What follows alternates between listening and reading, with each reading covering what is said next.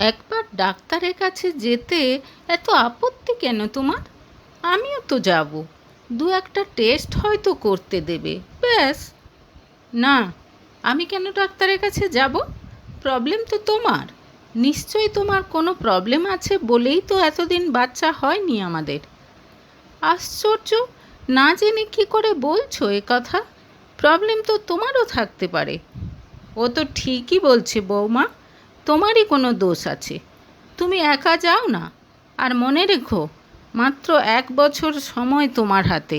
এর মধ্যে যদি আমাকে আমার বংশধর এনে দিতে না পারো, আমি কিন্তু আমার ছেলের আবার বিয়ে দেব। শাশুড়ির কথা শুনে চুপ করে গেল অহনা। এই মহিলার সঙ্গে তর্ক করে কোনো লাভ নেই। রাগে তার মাথাটা ঝাঁ করতে লাগলো। মনে মনে বলল, যেমন অশিক্ষিত মা, তার তেমন মূর্খ ছেলে। স্বামী তন্ময়ের ওপর রাগ আর অভিমান করতে করতে ক্লান্ত হয়ে গেছে সে। এক সময় যে তন্ময়কে সে ভালোবেসে বিয়ে করেছিল, এটা যেন তার নিজেরই আর বিশ্বাস হয় না। এরকম কাপুরুষতা আর গোঁড়া মানসিকতা দেখলে কেমন যেন ঘেন্না হয় অহনার। কি অবলীলায় ধরেই নিয়েছে যে সব দোষ অহনার। তার মধ্যে কোনো দোষ, কোনো খামতি থাকতেই পারে না, কারণ সে পুরুষ মানুষ। অহনা বোঝে তন্ময়ের এই মধ্যযুগীয় চিন্তাভাবনার জন্য তার মা দায়ী। কিন্তু সেও তো একটা শিক্ষিত ছেলে, তার শিক্ষার কি কোনো দাম নেই? শুধু একবার ডাক্তারের কাছে যেতেও এত আপত্তি? মনে মনে দীর্ঘ নিঃশ্বাস ফেলে অহনা। তন্ময়ের মতো শিক্ষিত ছেলে যদি এরকম ব্যবহার করে, তাহলে অশিক্ষিত দরিদ্র পরিবারের পুরুষদের কাছে মহিলারা কেমন ব্যবহার পায়? এদিকে মা আর স্ত্রী যে যার কাজে চলে যেতে ফোনটা খুলে বসল তন্ময়। মিতুর বেশ কয়েকটা মেসেজ জমে আছে, সেগুলো পড়ে রিপ্লাই দিতে লাগলো সে। মিতু মেয়েটা খুব ইন্টারেস্টিং। এমন এমন সব মেসেজ লেখে, পড়তে পড়তে গরম হয়ে ওঠে তন্ময়ের শরীর। বেশ কয়েকদিন ধরেই মিতুর সঙ্গে সম্পর্ক রেখে চলেছে তন্ময়। বলতে গেলে অহনার উপর থেকে কবেই মন উঠে গেছে তার। এত সাহস তন্ময়ের পুরুষত্ব নিয়ে প্রশ্ন তোলে! আজকাল অহনার যুক্তিগুলো শুনে মাথায় রক্ত চড়ে যায় তন্ময়ের। তার মধ্যে মায়ের সঙ্গে সারাক্ষণ খিটির খিটির লেগেই রয়েছে। তন্ময় নিজেও কখনো সেগুলোর মেটানোর চেষ্টা করে না। মা যত অহনার উপর ক্ষেপে থাকবে, তত তার সুবিধে হবে। একদিন না একদিন তো মিতুর ব্যাপারটা অহনা জানতেই পারবে। তখন মাই তাকে বাঁচাবে। রোজকার এই অশান্তির মধ্যে মিতুর এই মেসেজগুলো যেন ভালো থাকার রসদ যোগায় তাকে। হঠাৎ একদিন অপ্রত্যাশিতভাবে হাতে একেবারে চাঁদ পেল তন্ময়। মিতু তার সঙ্গে একান্তে দেখা করতে চেয়েছে। এর আগে দুবার তাদের দেখা হয়েছে। তার মধ্যে একবার পার্কে বসেছিল, আর একবার রেস্টুরেন্টে। এবার একেবারে বন্ধুর খালি ফ্ল্যাটে ডেকেছে তাকে মিতু। উত্তেজনায় একেবারে টকবক করে ফুটতে লাগলো তন্ময়। কি করবে না করবে সারাক্ষণ তাই ভাবতে শুরু করলো। অবশেষে এলো সেই মাহেন্দ্রক্ষণ। মিতুর নির্দেশ মতো জায়গায় পৌঁছে ফোন করতেই কিছুক্ষণ পর হাজির হলো মিতু। তন্ময়কে নিয়ে এলো বন্ধুর ফ্ল্যাটে। আজ মিতুকে খুব সুন্দর লাগছে দেখতে। তার টানা টানা দু চোখে যেন কোনো গভীর গোপন রহস্যে হারিয়ে যাওয়ার হাতছানি। নিজেকে আর সামলাতে পারল না তন্ময়। একেবারে ঝাঁপিয়ে পড়তে চাইল মিতুর ওপর। ধীরে বন্ধু, ধীরে। এত তাড়াহুড়ো করার কি আছে? সারা রাত পড়ে আছে। আজকের রাতের জন্য আমি শুধু তোমার। অফিস থেকে এসেছো, আগে একটু রিফ্রেশ করে নাও মাইন্ডটাকে। কথাগুলো বলে ভেতরে চলে গেল মিতু। কিছুক্ষণ পর দু হাতে দুটো গ্লাস এনে বসল সে। একটা বাড়িয়ে ধরল তন্ময়ের দিকে। ঠান্ডা শরবত, এটা খাও, ভালো লাগবে, হাসি মুখে বলল মিতু। শরবতটা খেতে সত্যিই খুব ভালো লাগলো তন্ময়ের। শরবত খেয়ে কিছুক্ষণ গল্প হলো তাদের। তোমার বউ যদি জানতে পারে কি হবে? জিজ্ঞেস করলো মিতু। জানুক না, আমি তো ওর থেকে রেহাই পেতেই চাইছি। জানো, বিয়ের 4 বছর হয়ে গেল, এখনও সন্তানের মুখ দেখাতে পারল না আমাকে। মিতুর কাঁধে হাত রেখে তাকে নিজের কাছে টেনে বলল তন্ময়। তোমার বউ যে সুখ দিতে পারেনি, আমি যদি তোমাকে সে সুখ দিই? তন্ময়ের বুকে মাথা রেখে জিজ্ঞেস করল মিতু। তাহলে তুমি যা চাইবে তাই দেব তোমাকে আমি, আহ্লাদে গদগদ হয়ে জানালো তন্ময়। কিন্তু তার আগে তো আমাকে বিয়ে করতে হবে তোমাকে। করব মিতু, তোমাকেই বিয়ে করব আমি। এরপর তন্ময়ের মনে হলো তার শরীরের মধ্যে যেন অদ্ভুত সুখের সঞ্চার হচ্ছে। মিতুর ঠোঁটে ঠোঁট ডুবিয়ে অমৃত সুধা পান করছে মনে হলো তার। ধীরে ধীরে যেন নিজের ওপর নিয়ন্ত্রণ হারাতে লাগলো সে। পরদিন সকালে ঘুম ভেঙে তন্ময় বুঝতে পারল তার শরীরে এক টুকরো সুতোও নেই, ওপরে একটা চাদর জড়ানো কেবল। এদিক ওদিক তাকিয়ে আয়নার সামনে মিতুকে দেখতে পেল সে। প্রসাধন সারছে, তার দিকে তাকিয়ে মিষ্টি একটা হাসি দিয়ে বলল, গুড মর্নিং, ঘুম কেমন হয়েছে? দারুণ, একদম ঝরঝরে লাগছে, মাথাটা কেমন যেন হালকা লাগছে। তোমার মধ্যে যে এমন এনার্জি আছে তোমাকে দেখলে কিন্তু বোঝা যায় না, রহস্যের হাসি হেসে বলল মিতু। তাই? কেন, কি করেছি আমি? কৌতূহলী হয়ে উঠল তন্ময়। থাক, সে বর্ণনায় আর কাজ নেই, উঠে পড়ল মিতু। তারপর বলল, তাড়াতাড়ি ওঠো, বেরোতে হবে এবার। এরপর অনেক অনুরোধ করলেও মিতু কিছুতেই রাতে তন্ময় ঠিক কী কী করেছে জানাতে চাইল না। কেমন হেঁয়ালি করে কথা বলতে লাগলো। তন্ময়ের আসলে কিছুই মনে পড়ছে না।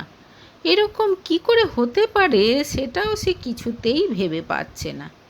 যাই হোক, তাড়াতাড়ি রেডি হয়ে বাড়ির দিকে রওনা দিল সে। এরপর প্রায়ই মিতুকে কাছে পাওয়ার জন্য অস্থিরতা শুরু হলো তন্ময়ের। কিন্তু মিতু নাকি কোনো একটা কাজে ব্যস্ত, তাই দেখা করার সুযোগ একেবারেই হচ্ছে না। যদিও ফোনে কথাবার্তা, মেসেজ পাঠানো সেসব আগের মতোই চলছে। অহনাকে যতটা সম্ভব এড়িয়ে চলে এখন তন্ময়। কয়েকদিন পর ফোন করে উদ্বিগ্ন গলায় মিতু বলল, একবার দেখা করতে পারবে? খুব জরুরি কথা আছে। সঙ্গে সঙ্গে রাজি হয়ে গেল তন্ময়। আমি প্রেগনেন্ট তন্ময়, তোমার বাচ্চার মা হতে চলেছি আমি। এখন কি হবে? দেখা হতে চিন্তিত গলায় জিজ্ঞেস করল মিতু। খুশিতে একেবারে আত্মহারা হয়ে গেল তন্ময়। সে ঠিক জানত তার মধ্যে কোনো প্রবলেম নেই, যত প্রবলেম অহনার। এবার সত্যিটা প্রমাণিত হয়ে গেল। মিতুকে জড়িয়ে ধরে সে বলল, তুমি জানো না তুমি আজ কত খুশি করলে আমাকে, তা এতে এত চিন্তার কি আছে? চিন্তা করব না? এই বাচ্চার কি পরিচয় হবে, কেমন ভবিষ্যৎ হবে তার? জিজ্ঞেস করল মিতু। আমি আছি তো, সব ঠিক হয়ে যাবে, বুক ঠুকে বলল তন্ময়। হঠাৎ করে যেন তার পুরুষত্ব দ্বিগুণ শক্তিতে জেগে উঠল।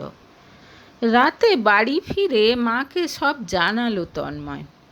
তার ছেলে বাবা হতে চলেছে শুনে খুশি হলো মা। মা ছেলে মিলে তখনই অহনাকে তাড়ানোর প্ল্যানও করে নিল। রাতে শুয়ে শুয়ে আবার একবার ভাবার চেষ্টা করলো তন্ময়, মিতু তার সন্তানের মা হতে চলেছে। কিন্তু সেদিনের স্মৃতিটা তার কাছে কেমন যেন ঝাপসা। তাদের অন্তরঙ্গ মিলনের কোনো মুহূর্তই সেভাবে মনে পড়ছে না তার। শুধু এইটুকু মনে আছে, মিতুর ঠোঁটে একটা দীর্ঘ চুম্বন দিয়েছিল সে। মিতুকে বেশি কিছু জিজ্ঞেস করলে সে এমন এমন মজা করে, তন্ময়ের পুরুষত্বের অহংকার যেন কেমন কুঁকড়ে যায়।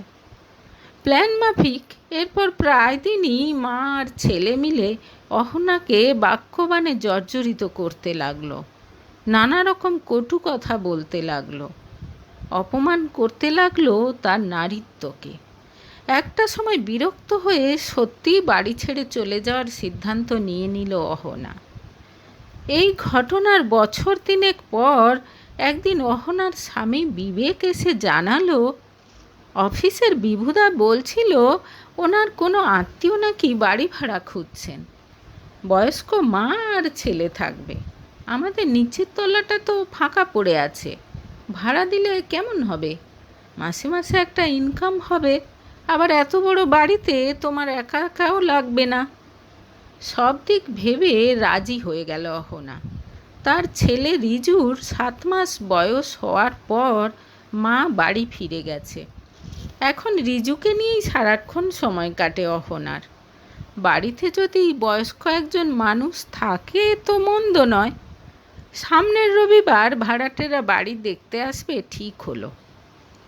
বাইরে থেকে বাড়ি দেখেই খুব পছন্দ হয়ে গেল তন্ময় আর তার মায়ের। কি সুন্দর বাড়িটা! ভেতরে ঢোকার আগে ছেলের অলক্ষ্যে চোখের জল মুছল তন্ময়ের মা। নিজেদের বাড়ির কথা মনে পড়ে গেল তার।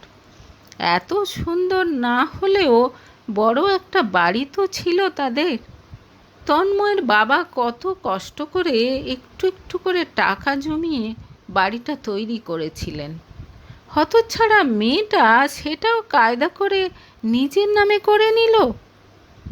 দেখুন, বাড়ি আমাদের খুব পছন্দ হয়েছে, এবার যদি ভাড়ার ব্যাপারটা বলেন, হাসি মুখে বলল তন্ময়। দাঁড়ান, আমার স্ত্রীকে ডাকি। এই বলে ভেতরে চলে গেল গৃহকর্তা। 2-3 মিনিটের মধ্যে ফিরে এলো সে। পেছনে পেছনে এলো ছেলে কোলে করে এক মহিলা।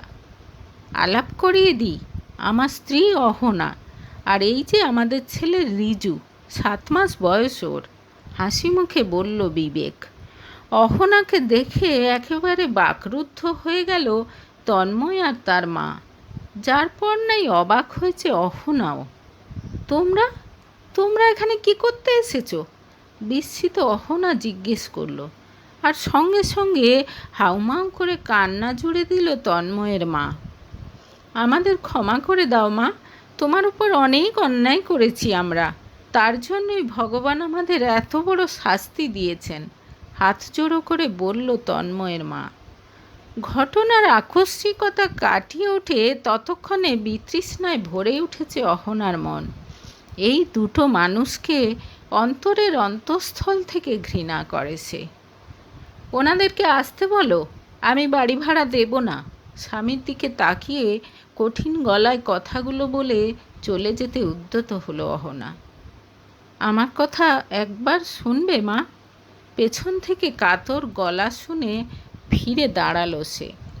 স্বামীর দিকে তাকিয়ে দেখলো ইশারায় সেও ধৈর্য ধরতে বলছে। ভগবান তোমার সঙ্গে আমাদের দেখা করিয়ে দিয়েছেন। যে জ্বালায় দিনরাত জ্বলে পুড়ে মরছি, তুমি যদি ক্ষমা করো, সেই জ্বালা হয়তো খানিকটা কমবে আমার, বলল তন্ময়ের মা। তন্ময় কোনো কথা না বলে মুখ নিচু করে দাঁড়িয়ে আছে। এরপর তন্ময়ের মা যা বলল শুনে হতবাক হয়ে গেল অহনা আর বিবেক দুজনই। অহনা বাড়ি ছেড়ে চলে আসতেই বিয়ের জন্য চাপ দিতে শুরু করলো মিতু। তার পেটে নাকি তন্ময়ের সন্তান। খুশিতে তন্ময় তখন মিতুর সব কথাই মেনে নিচ্ছে। কিন্তু যতদিন না অহনার সঙ্গে ডিভোর্স হয়, ততদিন সে মিতুকে বিয়ে করতে পারবে না। একথা শুনে মিতু বলে যে সন্তানের ভবিষ্যতের জন্য সে চিন্তিত হয়ে পড়ছে। তন্ময় তাকে আদৌ বিয়ে করবে কি না সে বুঝতে পারছে না।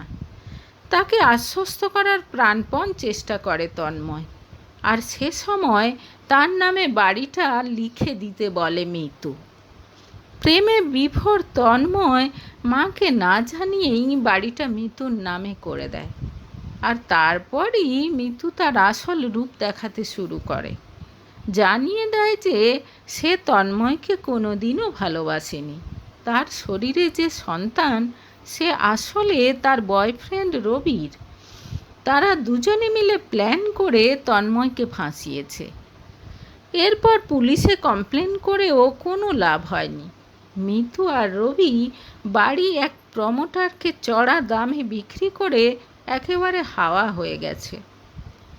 পুরোটা শুনে হাসি ফুটে উঠল অহনার ঠোঁটে। ভগবান একদম ঠিক বিচার করেছেন। এবার বুঝেছেন তো প্রবলেমটা কার মধ্যে ছিল? এই দেখুন আমার ছেলে, আমি জন্ম দিয়েছি ওকে, বলল অহনা, মুখে তার পরিতৃপ্তির হাসি। হ্যাঁ মা, বুঝেছি, যত দোষ এই কুলাঙ্গারটার, বলে হঠাৎ ছেলের গালে সজোরে একটা থাপ্পড় বসিয়ে দিল তন্ময়ের মা।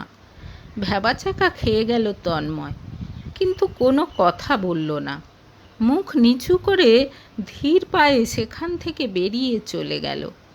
মিথ্যে পুরুষত্বের অহংকার কবেই ভেঙে চুরমার হয়ে গেছে তার।